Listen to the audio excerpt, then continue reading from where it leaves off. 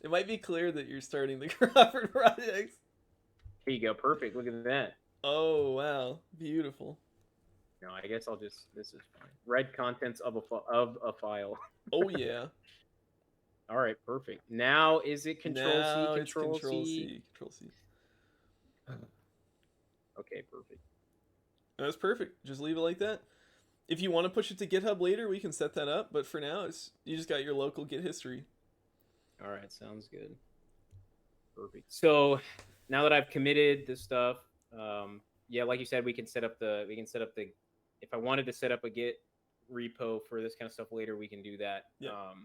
Now that I've read the file, I've seen the contents of it, so I know that it worked properly. I need to go back to the document, or at least I need to go back here to see what the next step is. Yeah. Okay, so the first line above, blah blah blah, we got that part. Oh no.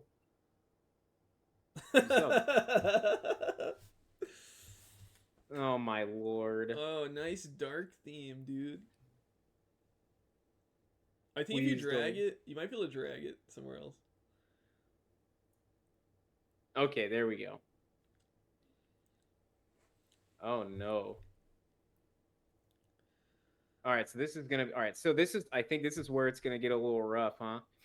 So now we need to calculate the interatomic bond distances using the expression. Well, yes, but you might want to look a little bit more at the first step.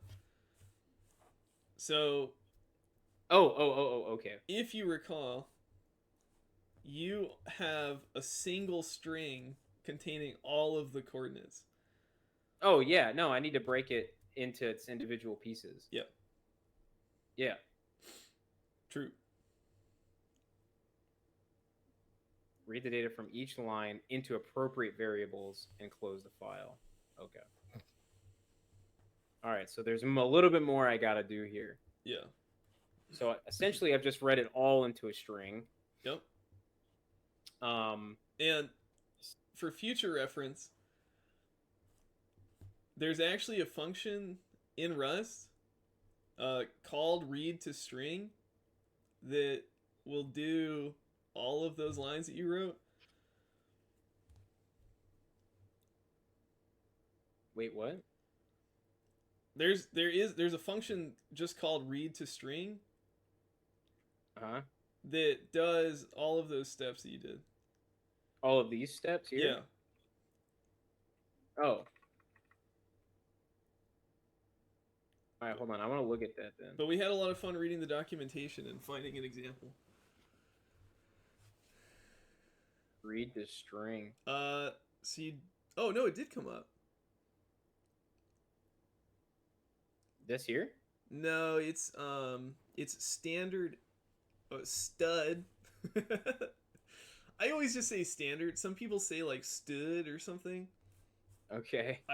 But when I mean STD, I'll say standard FS read to string is the function you're looking for. Okay. You may have to search it. It might not come up. You mean like search it specifically? Yeah. Okay. So like this and Yep. then FS. Oh, okay. Now read to _2 string.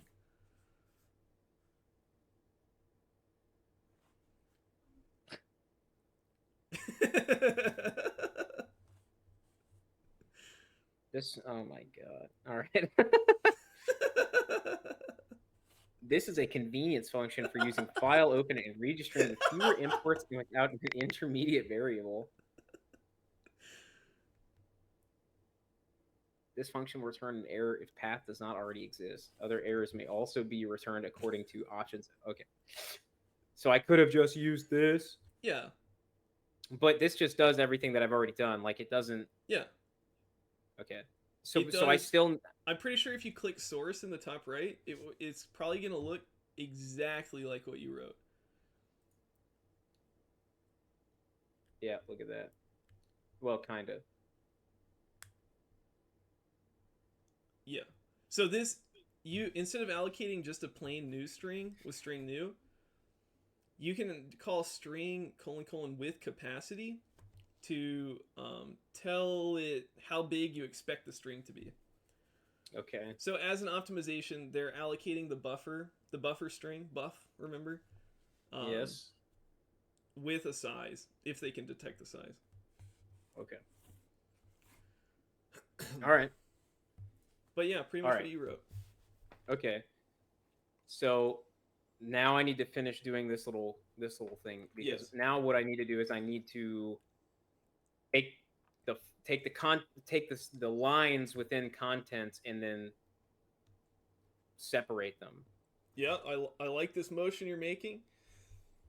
This looping motion, Yeah, yeah, yeah. for the lines in the content, Yeah. I can separate them out. All Yeah. right. Do I need to do that in the main function? Yeah, we can do everything in main for now. Okay. At some So now, point we might all want to right. refactor it, but that's very low priority. Okay. Well, I think then I need to look at how for loops work in Rust. Sure. Um, so I guess I'll go and look at how for loops work. For loops. Oh I wait. don't think that's going to come up in the documentation. Okay. Object-oriented programming results. Uh Yeah, I know. so do you know what you want to loop over? What do I want to loop over? Yeah. Uh, I mean, would I not want to loop over the contents? Yeah. I was trying to get you to say a specific word. Do you know how you might want to break up the contents? By line? Okay, why don't you try searching lines in the docs, not the book? I think hopefully we'll get a Okay. good example here. Okay. Oh, look at that. An iterator over the lines of an instance of buff read. So An iterator over the lines of a string as string slices. that sounds a Okay. little bit more like what you have. All right. An iterator over the lines of a string. I already read that. This struct is created with the lines method on string. Okay. Well, read that last sentence. See its documentation for more. So you should be able to click lines there. Okay. So lines are split at line endings that are either new lines or a sequence of a carriage return followed by a line feed. I don't know what that means. Okay, That so means it works on Linux or Windows. go ahead. Okay. Yeah. All right. So the basic usage of lines is this right here. Okay. So is lines another? So lines is like another mutable variable or something? Yep. Okay.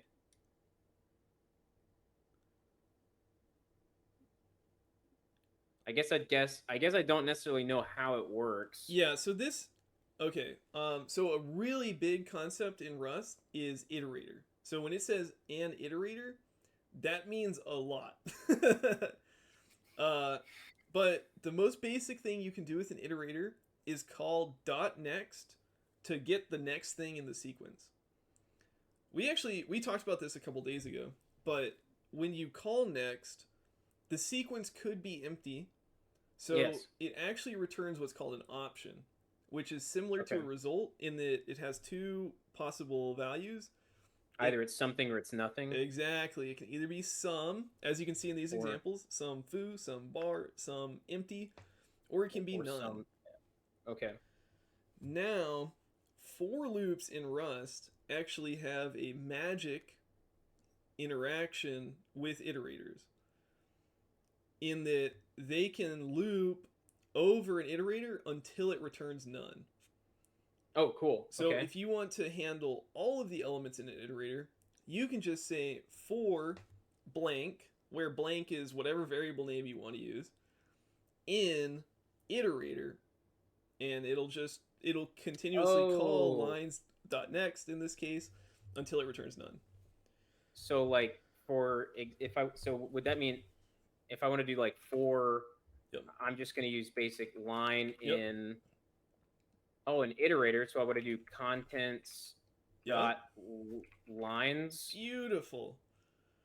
Okay, but does this need one of these because it's a Yep. function? Okay, but I need to add this, right? Do I need to add dot lines to something, or Nope. I mean not dot lines to something, but so is this included in this stuff up here, or what I need to Nope. add? This is already imported. Okay, great. So one of the reasons that we added that code action is that the LSP will help you with imports.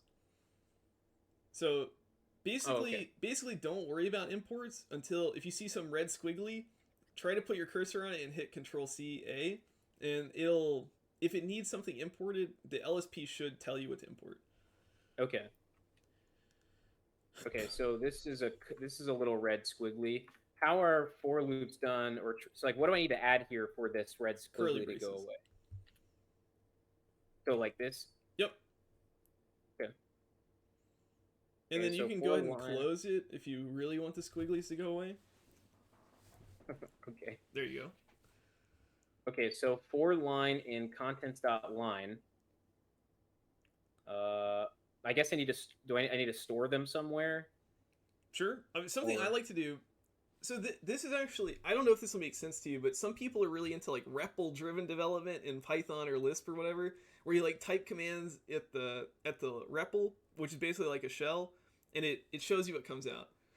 I basically do that even with Rust, where I will write something and I hit compile. You know, we've got that nice key binding. So Yeah. personally, what I do anytime I have a loop, just to see what I'm looping over, I'll just put a print inside of the loop. Okay, so like what I would just print line, print, Yeah, sure. print, and then Or you can use debug. Yeah. What is it? What is it? DBG. DBG. Exclaim. And that's it. Okay, and then I just need to put like line. Perfect. Beautiful. Okay. And now I'll save this. Yep. And then I can hit F5. You may need a well, the compiler will tell you. Okay, so this note originates in the macro dbg. Could not compile. Okay, so it expected this, but found a string or a ref string. Yeah. Okay. So this error is actually not that helpful. Oh, good. So what it's telling you is that it expected the body of this for loop to not return a value, but it returned line. So debug just like passes on the value you give it. It prints it and then passes it on. So the short answer here is you need to put a semicolon at the end of the line to prevent line from being returned effectively. Okay. And that should handle it. Okay. Okay. And this actually, yeah, there we go. So you'll see debug gave you a lot more information. It tells you the line in your code. It tells you the name of the variable. And then it put like quotes around everything. Yeah, nice. Okay, perfect. So I'm feeling like if I really want, I don't know if this is the next step, but I know that one of the steps is probably going to be breaking up each of these individual lines and then storing that information in something else. Beautiful. Okay. So I'm assuming I don't need another for loop, or I don't need another for loop. Okay. No, because now, because now on each line, I just need to break it up by empty space. Yep. Okay. So I'm assuming I need to split it. Yep. That would be a great thing to search in the docs. Okay. Actually, I think you just scrolled past it, possibly. Oh, really? I think. But it doesn't hurt to search anyway. Well. Yeah, maybe just search. It'll look better, at least. Split. An iterator over the contents of an instance. No, we don't want that, right? Right. Subs created. So, okay, hold on. Just when you look at these, look at the type on the left. So you can click on that one that says standard stir split, but that is the type that comes out of the split method. So what you really want is 2 lines below the stir : : split. Okay. That's the one you want. Okay. An iterator over substrings of this string slice separated by characters matched by a pattern. And Okay. actually, in this case, you actually know a little bit more about what you want to split on. So split is like the very general split function.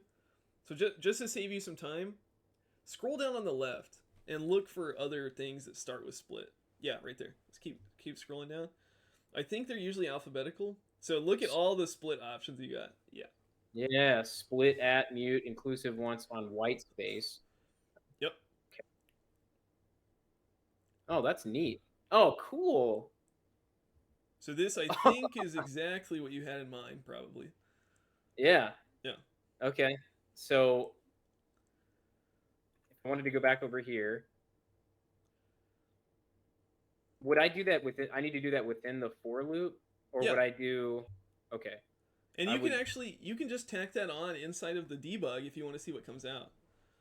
Oh, nice. It was split. Oh, look at that. Yeah. And then like that. Yep. Beautiful. Yeah. So this is gonna be ugly. I'll warn you now. Oh, okay. Oh, because of the debug. Yeah, this is a. It's like it's giving you everything it's got. Okay. All right. Well, can I? I want to see what it looks like by itself. Well, that is what it looks like. So okay. As you may have seen in the documentation, when you call split whitespace, it returns another iterator. Okay. Something else that you can do with iterators is collect them into a vector. Because an iterator is basically lazy. Like if you have an iterator, it doesn't actually do anything until you start calling next on it. So basically until you like literally call next, or unless you put it in a for loop, or if you just want to work on everything at one time, you can call dot collect. Okay. Now for this, you'll probably want to take this out of the debug. So if you hit Control C, Control D. Okay. Cool. Because this is a little bit touchy. I would go ahead and make a variable for this.